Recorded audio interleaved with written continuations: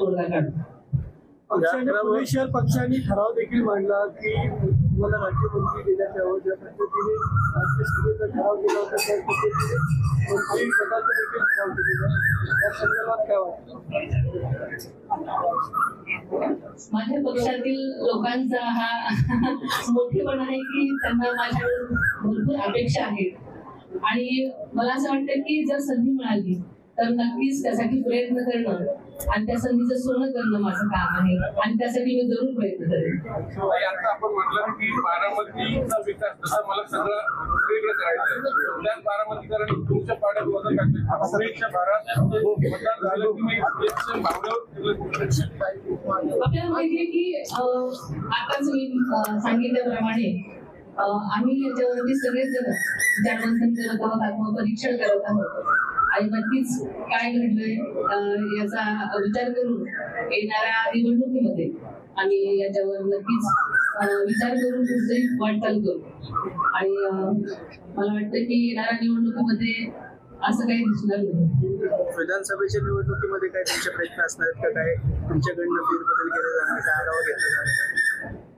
नक्कीच सगळेजण मिळून आता पक्ष, राष्ट्रवादी पक्ष, त्यांचे सर्वच वरिष्ठ नेते सगळेजण हा सगळं ठरवून आणि याच्यावरती पुढची वाटचाल करेल.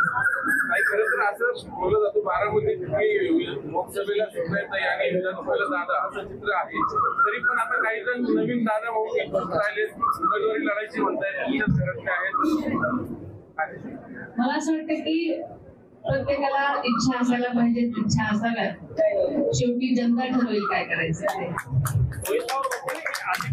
विश्वास नव्हता असं काही सोडून जातील त्यामुळे खासदारकी इतिहास द्यावी लागेल असे त्यांना मांडलेला प्रश्न आहे त्याच्यामुळे आपण त्यांना विचारलं.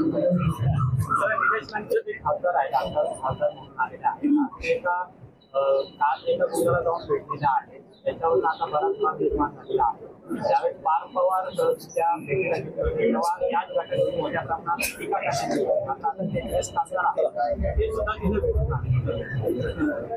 आता आपल्याच माध्यमातून हे रान उठवलं गेलं होतं पण मला असं वाटतं की एवढं पार्थ पवारांवरती रान उठवलं गेल्यानंतर हा व्यक्ती कोण आहे हे नक्कीच सगळ्यांनाच माहिती होतं.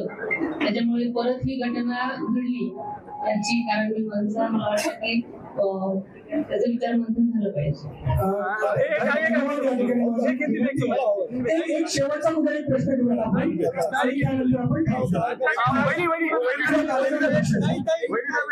तुम्ही पक्षाचा कार्यक्रमाच्या कार्यक्रमात मंत्रीपद मिळणार की नाही? एक मंत्री बाकी आहे आपल्याकडे. मंत्रीपद मिळणार की नाही? अपेक्षा की नाही?